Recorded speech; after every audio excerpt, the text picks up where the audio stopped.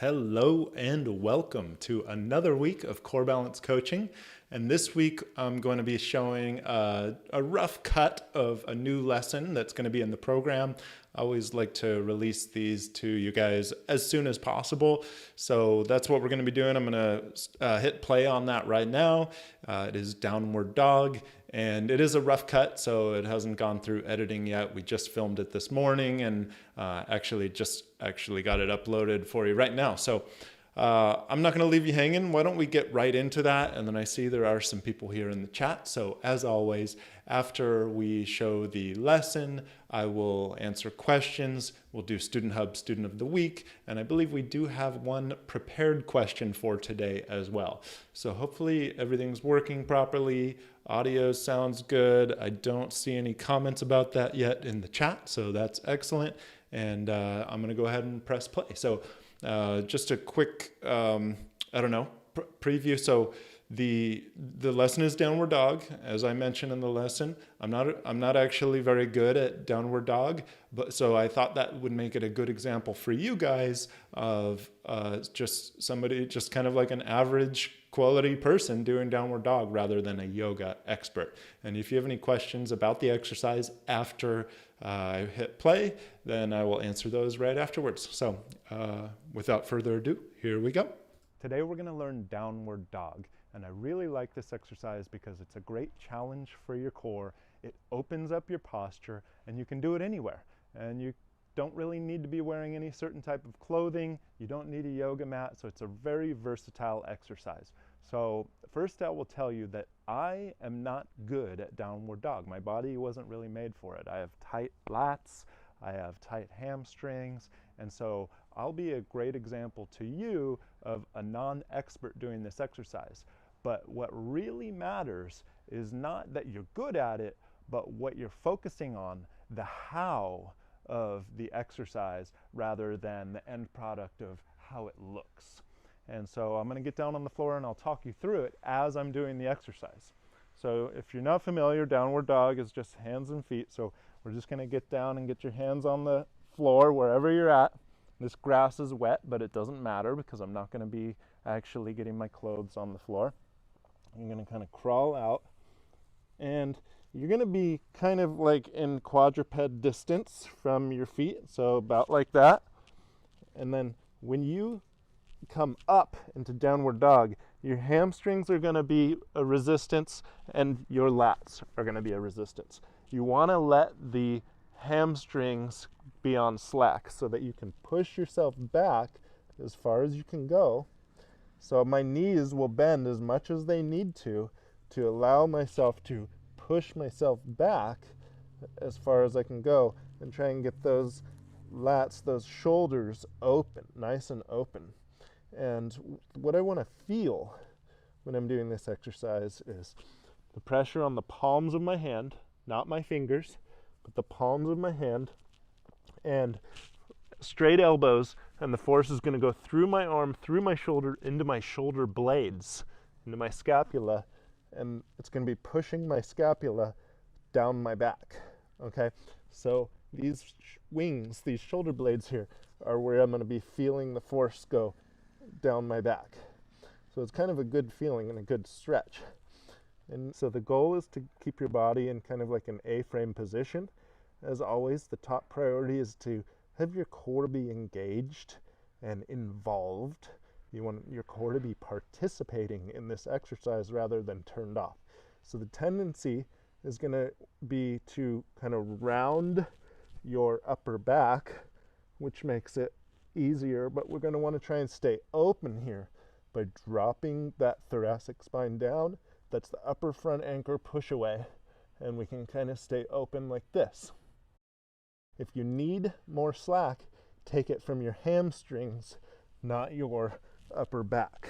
So the force is always trying to be in this direction with your thoracic spine opening up your posture, and you can take slack out of your hamstrings.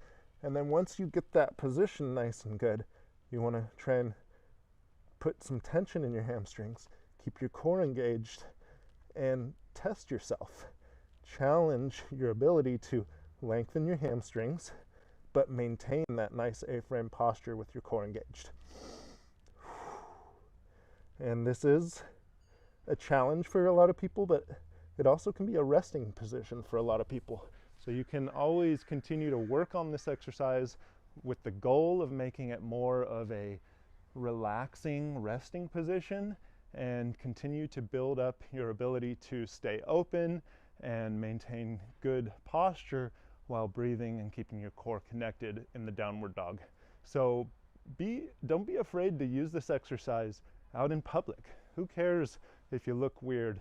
Your health and your back are much more important than all that, and it's a really great exercise to be able to use anywhere and no matter what you're wearing, and it kind of resets your body and it feels good.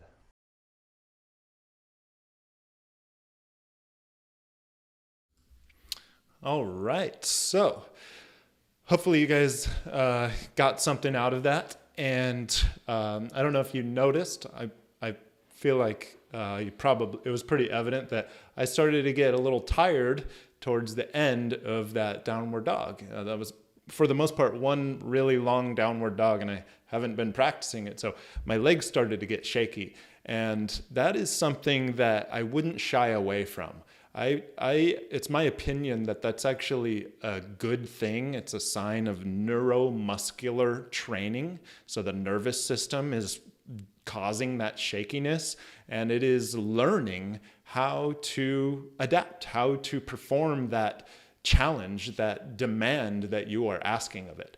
And so that's how the body adapts. That's, we're biological beings, and we adapt simply through demand. And if we don't demand things of our body, we don't grow, we don't improve. And if we do demand things of our body, that's what guides our body. That's what tells us what we need it to do and what we want it to do. So don't shy away from that fasciculation type shaking. If you can tolerate it, it actually can lead to a lot of benefit. So I do see some questions in the chat from about downward dog. So I'm going to go ahead and address those first, because I like to prioritize people who are here live. And I do also want to show that the student question of the day is actually super on topic. I didn't even realize this, but Cece is looking for more guidance in actively stretching and strengthening the thoracic area. So it just so happens, I don't know, maybe our team is just so awesome that they provided this question today, knowing how related this is to downward dog. But downward dog is an excellent way to actively stretch and strengthen the thoracic area after you've developed that mobility, that thoracic mobility from the foam roll or what other activities you're doing.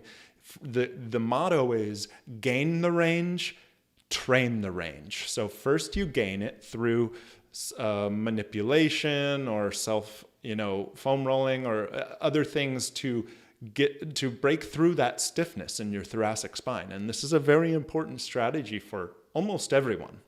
And after you've gotten that more mobility, that increased range of motion, you need to train the range. You need to train your neuromuscular system how to function and develop strength and stability and feel safe to operate in that new range of motion. And so the downward dog is an excellent way to do that. Cece, if you're here, and I will talk more about this and answer your question a little bit more later. So just wanted to address that. That is one of the major benefits of the downward dog, is the opening up the thoracic spine, that upper body posture, the shoulders, the chest, the heart.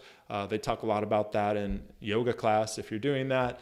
And it's just important to make sure that we're not forgetting about our core while we're doing that. And the way I look at the exercise is that's the priority, the core and the opening up of the upper body. And then the third priority is to then try to lengthen your hamstrings after you have secured your form in your upper body and your core.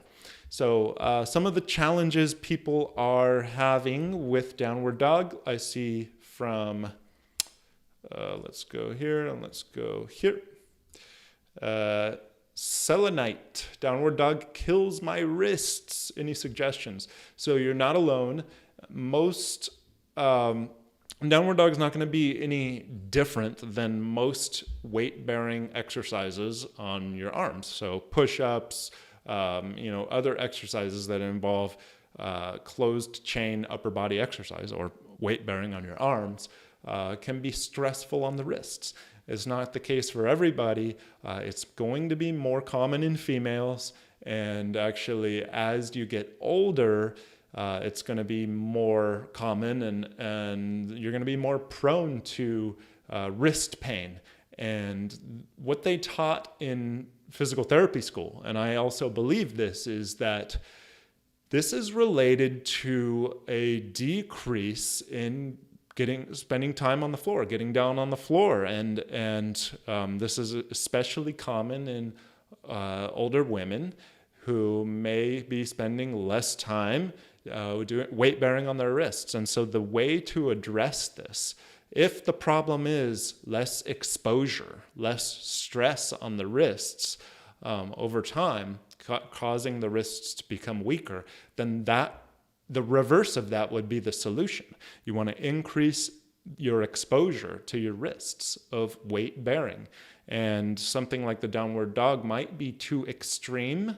So as we approach the same way that we approach everything in this program, it needs to be gradual and progressive. So if your full body weight on your wrists on the ground is too much, then you might need to cut your body weight into a fraction by weight bearing maybe against a wall or maybe on the back of a couch. So you can practice downward dog in a modified environment such as the back of a couch or in a sturdy or stable chair or a bench that's elevated off the ground. Your feet would be on the ground, but there's a lot less weight on your wrists. So that would be my suggestion for that.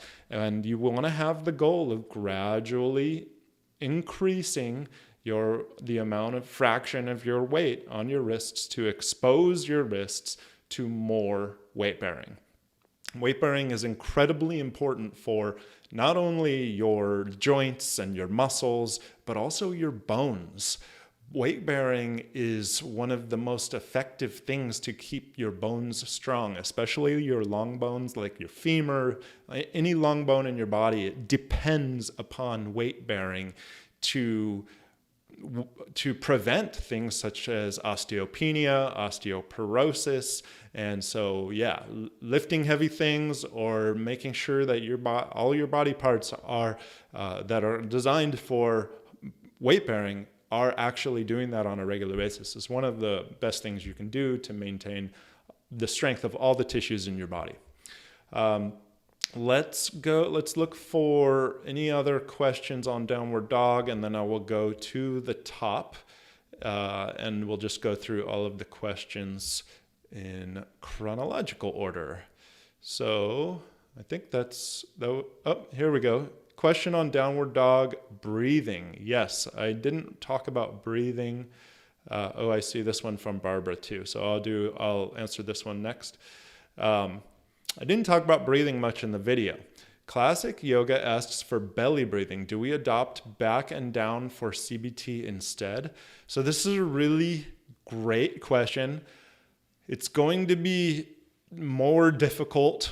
It's going to be very difficult to breathe into your back in the downward dog. And the reason is because all the tissues on the posterior side of your body, on the back side of your body, are under tension in this position.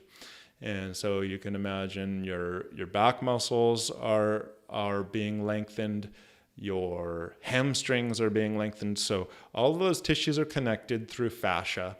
And so there's going to be just a lot of tension. Think about basically like a bow and arrow type amount of tension on the posterior tissues. And it's going to be really hard to breathe into that. And at the same time, the front side of your body is under slack, and there's not a lot of resistance in slack. So your breath is going to much more naturally and easily go forward. And so what I would suggest is to actually try to just have the goal, the intention of sending your breath straight down, so into your pelvis. And that's a really ideal place for your breath to go. I've talked about in the past how we focus on down and back to overcorrect the problem where our breath is going too far forward. But the ideal breath actually is straight down, where we get 360 degrees of expansion in your core. And so that will work for downward dog. Breath is important in that exercise, and it's important to continue breathing, continuous fluid breathing. And I would not have the intention of breathing into the belly or into the back, just straight down and right in line with that force that's going through your arms, down your back and into your pelvis. So great question. We had one from Barbara. Unfortunately, downward dog won't work for me. Shoulders cannot take the pressure. Slap repair. Yes. So this is a surgery of the shoulder, a rotator cuff. Doing this position was one of the things that pushed my rotator cuff over the edge, but this is me. So that's a great share, Barbara.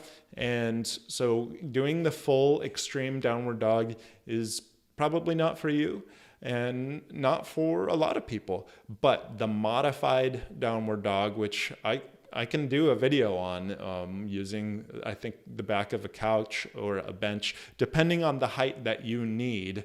You can find that in your environment. Even a staircase will offer you, 6-inch increments of heights to use. You can find a height that might work for you, that keeps your shoulder in a more safe position, the safe zone they call it, and experiment. And even with a shoulder surgery, we can always increase the resilience of the tissues in our body by gradual exposure to graded stress. So we want to expose our body to stress. That's how it stays strong. But if we jump into a way too high of a stress environment abruptly, that's when things get injured or break. You can imagine, that's how you get a broken bone, by an impact injury, right? But that may not have happened if we gradually exposed that same bone to increasing levels of stress over a period of weeks and months, and that bone got really strong, and then you exposed that same bone to an impact, it may have been able to handle it. So it's the gradual and graded exposure that's really powerful. It's not just bones, it's every tissue in the body. And so I just think it's challenging to be patient to do that and to be so mindful to do that. But this is effective for people with shoulder surgery, and modifying the exercise and the environment is a really powerful way to do that. Okay, so we'll go to the top. Hopefully I didn't miss anybody's specific downward dog question, but I got to get through these guys, so let's do it. So Miss Tran, hi Dr. Ryan, what do you think of rucking? I've been walking every day since I joined CBT and wonder how to progress the intensity. Do you think it's a safe option for us to do? I don't know if I'm aware of what rucking is. I'm going to look it up right now. And rucking is a form of exercise with roots in military training. Very simply, it's walking. Here we are right here. Google. Walking a set distance while carrying a weight in a backpack. Oh, rucksack. Okay, I just didn't know the term. So walking with weight. All right. So walking with a rucksack is an option for increasing the intensity of walking. And it could be good or it could be bad for you, depending on your ability to maintain a healthy and strong core connection. For your ability to maintain a supportive environment around your lumbar spine throughout the walk.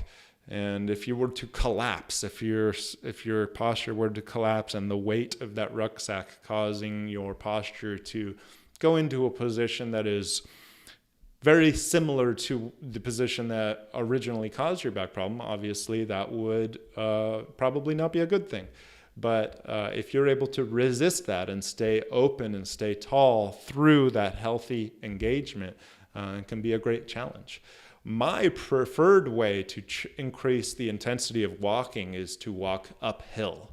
And I think it's a phenomenal way to increase the cardiovascular benefits of walking and to just increase the intensity overall. So walking up hills and mountains and walking down hills is another great healthy challenge. If we, I have the video in the program, if we can get that extension to go through the hips rather than 100% of it going into your quads and your knees. So that's my recommendation, but a great question, Ms. Tran.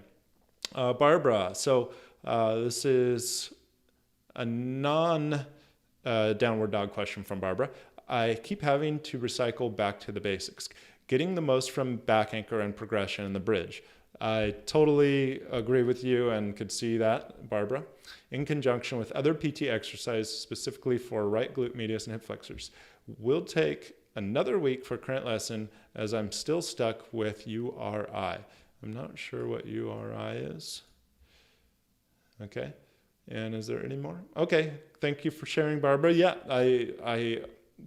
you can't go wrong with that strategy.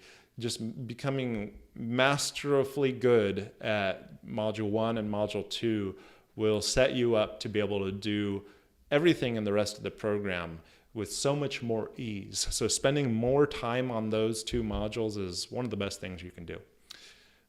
Rachel, I have completed the program and felt great, and 4 months later, I am having back issues again. 4 months probably, 4 months later. Not sure where to restart. Yes, so that is very similar to what I was just talking about with Barbara. I would highly recommend all the way back to the beginning. Your body really will appreciate the reminder of those core connections, and you can always improve on them. Believe it or not, I can improve my back anchor connection. I can improve my front anchor connection.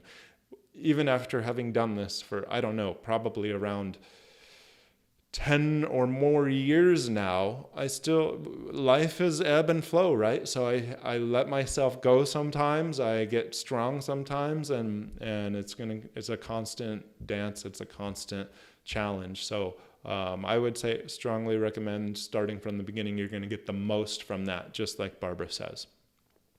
Wanda, an MRI revealed a 6mm disc bulge is flattening the spinal cord along with anterolisthesis C3 and 4. Other levels showed less degrees. Is this dangerous? Can it affect balance? See neurosurgeon in January.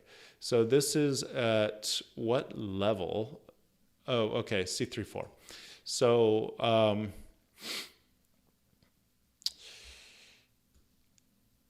the dangerous component, Wanda, will be revealed to you through the signs of weakness and paralysis, and most likely your arm muscles. So if you're experiencing muscle wasting or muscle tissue loss in your hands, my hands are still dirty from the downward dog, I see, or in your shoulders or your biceps, that is a sign that you have a motor nerve impingement, and that is one of the things that you would want that is more time sensitive. You want to make sure those motor nerves are not compressed for too many weeks or months in a row. Those are the ones that control your muscles. I did a stream on this recently, actually. So if it's only symptoms of sensations that you're feeling from the nerve compression, if you're having a nerve compression, I don't even know if you are, tingling, pins and needles, numbness, those aren't going to cause paralysis in muscles, so it is less serious. Numbness can, over time, if it's the nerve is pinched long enough, the sensory nerve, numbness can become permanent. But in a lot of cases, they're often parts of our body that we don't need sensation. Like they wouldn't be in our fingertips where we need that sensation for our safety and our well-being. It may be in your shin or your forearm. So you can do with that. So dangerous, it's going to depend on what type of nerve is getting pinched. Can it affect balance? Yes, it can. It's not going to be directly related to balance, because balance is, there are 3 different systems that are responsible for your balance. So vision, vestibular, inner ear, and proprioception, which would be your certain types of nerves in your body that especially are in connection with the ground. So your feet, your legs, more of your axial body, and your arms, which are the things that are usually most affected with a neck injury, are not as big of a component with balance. So you're seeing a neurosurgeon soon, so they'll be able to tell you more about where that, if there are nerves being affected. And 6 millimeters is decent size, but it's not massive. So an enterolisthesis is more similar to a spondy. And, if it depends what grade that is for me to be able to comment on it. But anyway, yeah, those are the comments that I have on that. Deborah, thank you for that. I hope that I tried to turn up the volume after you posted this, so hopefully it got a little better. Jay, question, first week student and working on breathing back and down. Are there physical cues like fingers on the rib cage and belly that can be used in addition to the exhale contraction? So I would want to be careful to encourage an overuse of the hands and fingers in this breathing technique, in the possibility that it becomes more of a dependency. But in the beginning, I think it's okay to use your hands as a biofeedback to feel whether or not you are engaging your muscles, and not just the 6-pack abs, but if you have made it to day 5 by now, Jay, we talk about the deep core muscles, the get fat concept. And so that's where I would encourage just palpating with your fingertips to see, am I getting any engagement? So the exhale is the most natural, healthy way to get that engagement.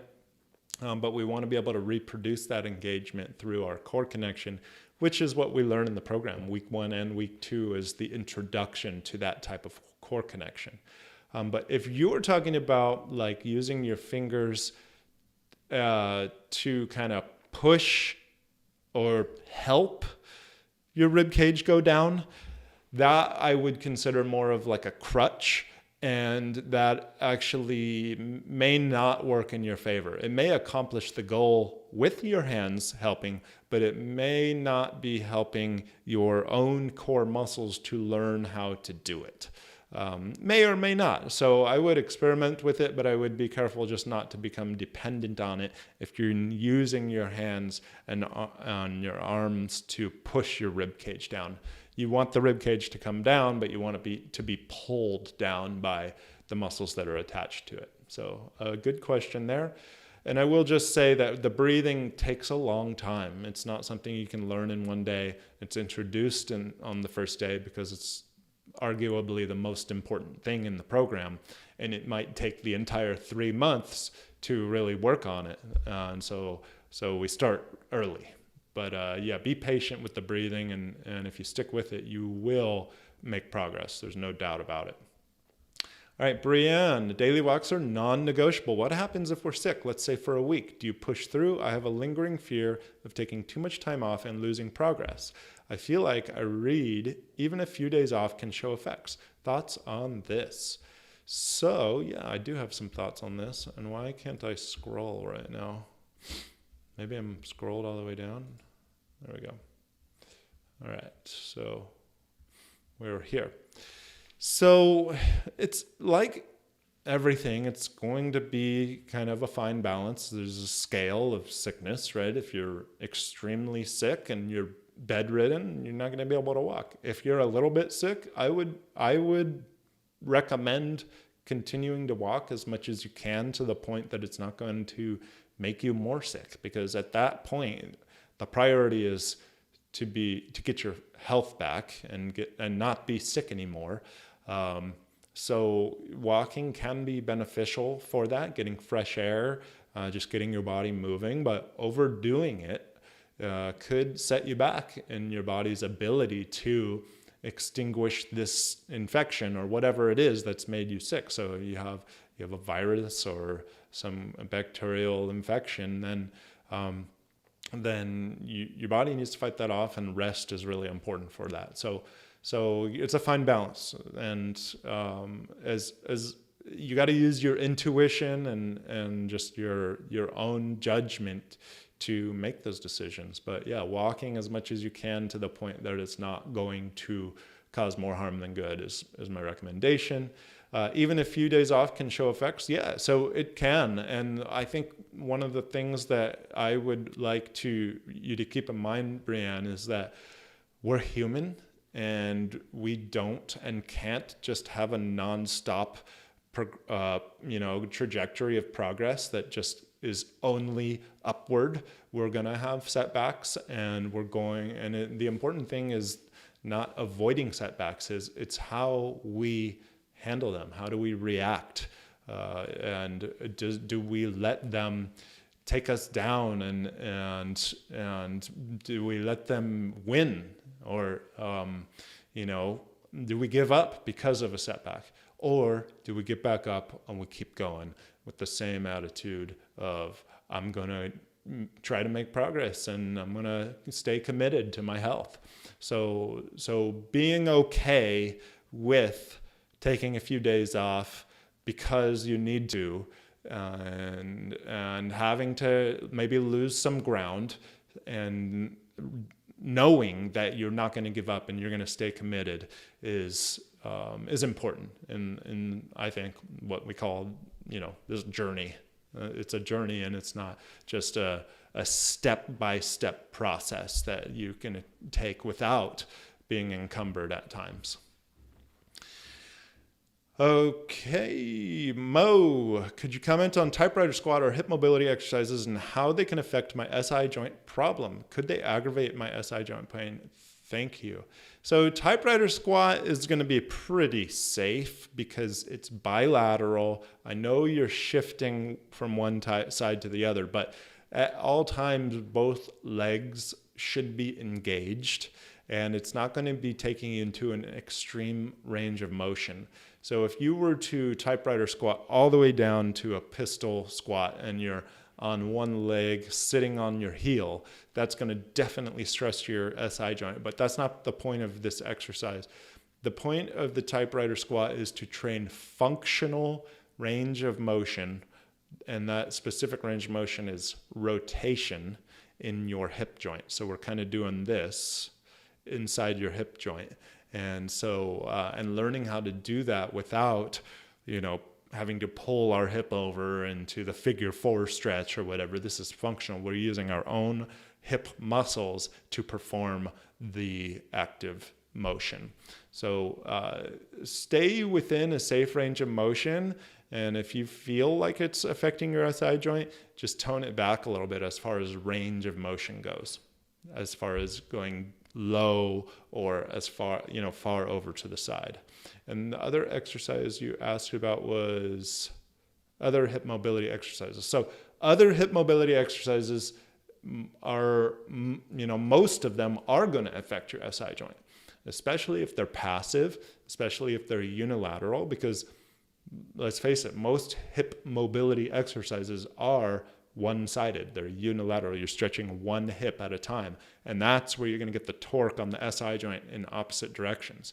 one hip getting stretched, the other hip is the resistance against that stretch. So we're torquing that joint in a way that is mimicking most often the problem. So you want to be careful with trying to increase your hip flexibility if you're trying to get out of SI joint problem. The best thing to do is stabilize that SI joint as much as you can through exercise and functional training. And then after you feel like it's pretty stable, you can start working on your hip mobility. And that's why we kind of put the hip mobility at the end of the program. And it may take you longer than a couple months, depending on your SI joint severity, to stabilize it. Yeah, it took me longer than a couple months. So, all right, we talked about this one. Karen, thank you for the feedback. Barbara, I talked about that one. Will Cushing, I have a grade 1 anterolisthesis of L5 on S1. Is downward dog okay for me? So yes, downward dog is okay for you, and I would just recommend prioritizing your core engagement over everything else. And so you want to just make sure those core muscles are turned on. You're in the program, so you want to be connecting to your anchors. If you only know the back anchor at this point, just connect to the back anchor. If you only know the front anchor, connect to the front anchor. And they're going to operate in the same way as they do when you're laying on the ground or standing up. It's always the push away. You're just in a different plane of motion. So hopefully that makes sense. And it should be okay with you. Yeah, especially anterolisthesis is you're not backward bending. The backward bending or extending the spine is what's going to be a little bit more risky for you. And downward dog is not doing that. So it should be okay for you.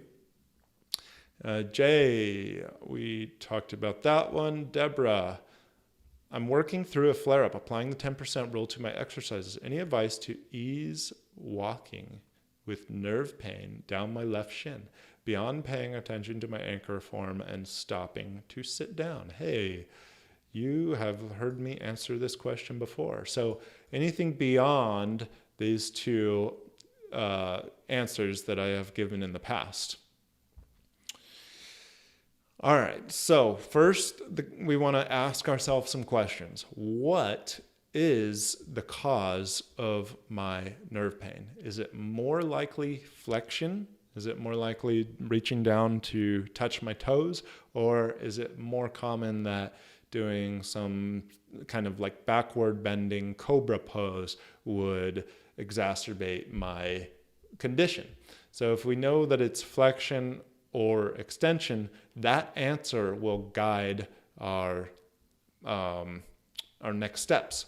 And most often, if walking, so if sitting is comfortable, but then standing up and or walking becomes more irritating, then it's the extension that's the problem, the backward bending that causes the nerve pain. And so that would be more of a stenosis type situation. And with stenosis, I highly, highly recommend lengthening the hip flexors in a healthy way. And so before you go for a walk, you might want to get down and do a good solid bridge where you actually feel your hip flexors kind of release a little bit. And sometimes it might take 5 minutes of bridging to get those hip flexors to let go. And if you can get those to release, it gives a little more length in those tissues and it's pulling a little bit less on that lumbar spine and pulling you into a stenosis type position, which is often what clamps down on the nerve or even just touches the nerve, because that's all it takes to get nerve pain, or nerve symptoms. So another thing is potentially, what's on your feet? What kind of environment are you walking in? Are you walking on concrete? Are you walking on flat ground? You try changing up the environment. Maybe walking uphill is less stressful on the issue that I was just talking about. Then getting downhill might be interesting, but it would be good to know. So try walking hills, try walking on different surfaces. Maybe you have grass, or if you live near the beach, maybe you have sand, or if you live near hiking trails, maybe you have something a little softer than concrete, and then what's on your feet as well. So, I've talked a lot about footwear in the past. I have a couple videos out on the YouTube channel about what type of footwear that I recommend. And so these are questions that you want to ask. And my main thing would be, before your walk, I'm putting a good solid 5 or more minutes into trying to lengthen those hip flexors if extension is the problem. All right, so we got some feedback. Thank you guys for the positive feedback. RG, is it possible to see that picture on your wall behind you without the reflection? Yeah, here, I'll show it to you. I have it on my computer. I'm going to be improving the quality of the visuals as soon as possible, but no, that's not the one. That is not the same picture on my wall. And I don't know, or I thought I had it. I'll show it to you. I'll bring it up as soon as I can. It's a really cool picture. Let me just pull it up right now for you. So, stock images, here it is. I purchased this image because it's so beautiful. So the goal is to be able to make this image, no, not that. The goal is to be able to make this image visible on my wall, but I'm dealing with a reflection. Oops, that's not right. All right, so here's the image.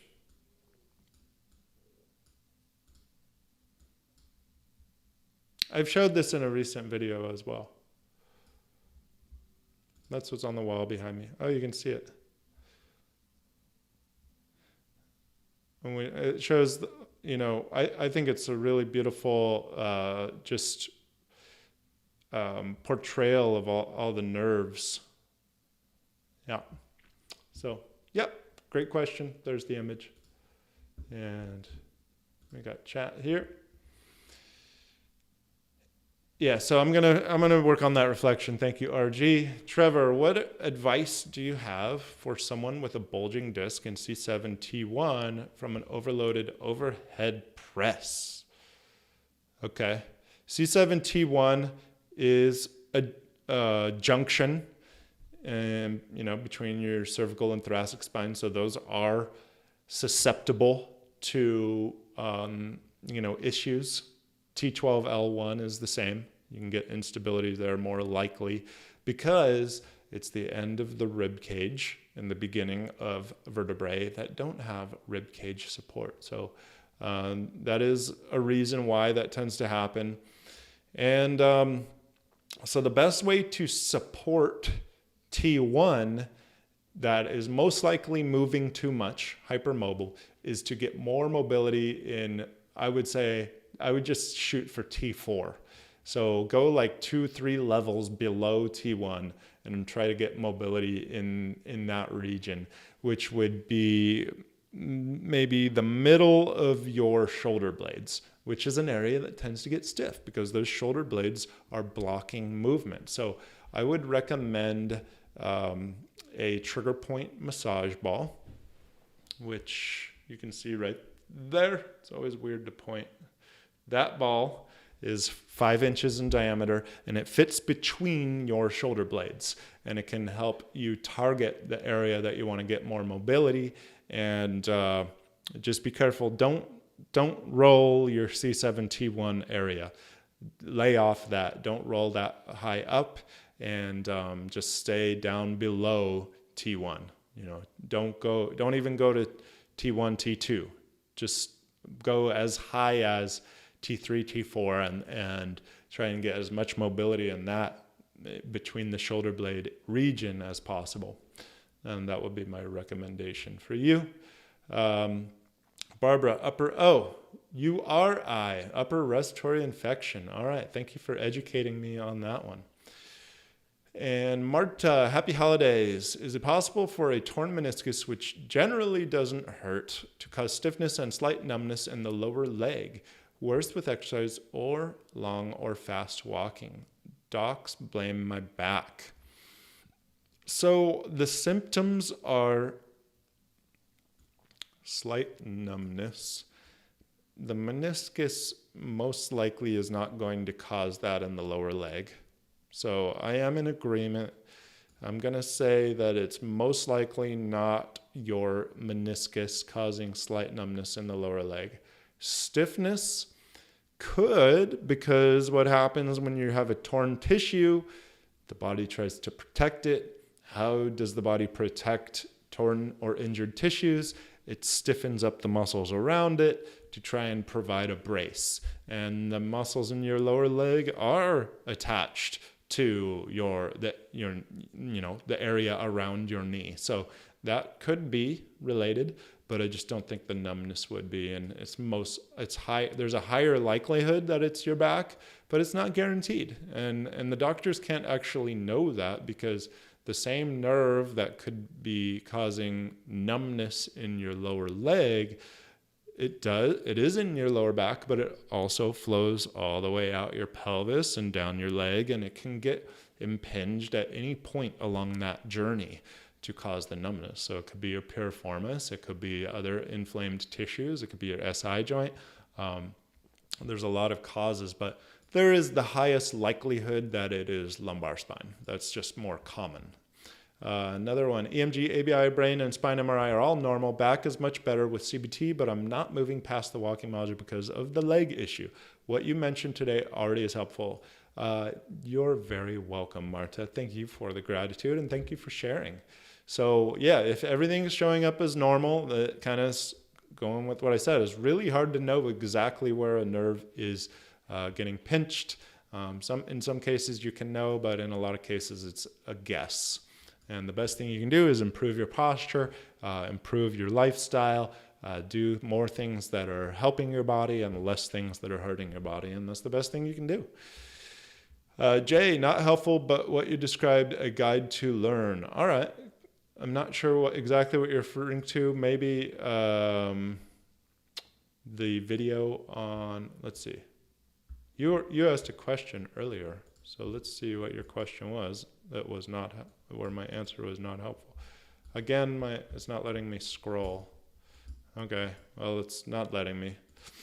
NPE, I have spent the last 9 months in weeks 1 through 3. You cannot take too much time with the beginning. Yes, I love hearing that, NPE. And I hope you've gotten tons of benefit from that, because that's pretty much what I would do if I was starting over. I would spend just like as much time as possible in the beginning, and then I would skate through the rest of the program with that solid foundation. Deborah Wythe, super helpful suggestions about walking. You're very welcome. RG, you are welcome. And Ms. Tran, I've been wanting to ask you about your TMJ, Dr. Ryan. Do you think it can be fixed? I don't have TMJ anymore. I used to, so that would kind of answer the question. Yeah, I do think it can be fixed, because in my case, it got a lot better. All right, I found a way to scroll. So we're going to look for Jay's question. Question on downward dog breathing. Classic yoga as for belly breathing. Do we want to adopt back and down for CBT instead? Oh, okay. So not helpful, but what you described, a guide to learn. All right, well, I think I gave the best answer I could on that. And we have a last question, Mark. And we've got, appreciate these live sessions. Thank you. I'm hitting module 10 and feeling great. Kate C. All right. Thank you for that positive feedback, Cook.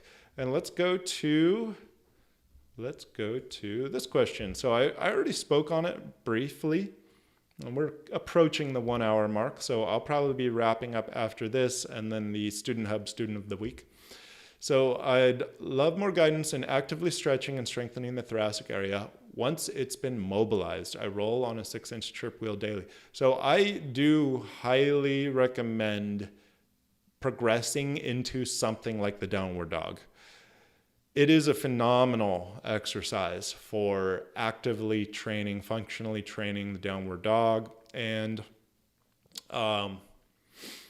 there are lots of, it is more of a advanced level, but there are lots of things in between. So if you have trouble with downward dog, I don't know if you do, but you could consider a modification, as I was speaking about earlier in this live stream. So on the back of a couch or a higher surface. And other exercises that would help strengthen the mobility that you've gained in the thoracic spine would involve the shoulders as well. So there are exercises called Whitties. Whitties is a popular, I wonder why it's not even letting me post what I want to in the chat. Maybe it says I'm not subscribed to my own channel. All right, well, I was going to spell out Whitties for you, but it's Wity, and you're making those shapes with your arms. And so Whitties, and then I've put out a video on thoracic mobility functional training on YouTube in the past, and I don't remember the name of it. And let's see, another exercise would be something like other yoga positions would be the warrior poses, anything overhead where you are having to, like mountain pose or tree pose, where you're kind of reaching to the sky but having to maintain a healthy thoracic posture. All of those things are going to challenge your thoracic stability and mobility. And so, I would be focused on downward dog, some overhead yoga poses, and be incorporating the things that you've learned and focused on staying open and getting that mobility through your thoracic spine. And you can add weight to a lot of those things as well to increase the challenge. And then she says, bowing to you all for developing and offering a masterful online program that really delivers. Thank you, Cece. That is awesome. I appreciate that very much. And you rock too. Way to go for sticking with the program. And I bow to everyone that commits to this program. It's not easy.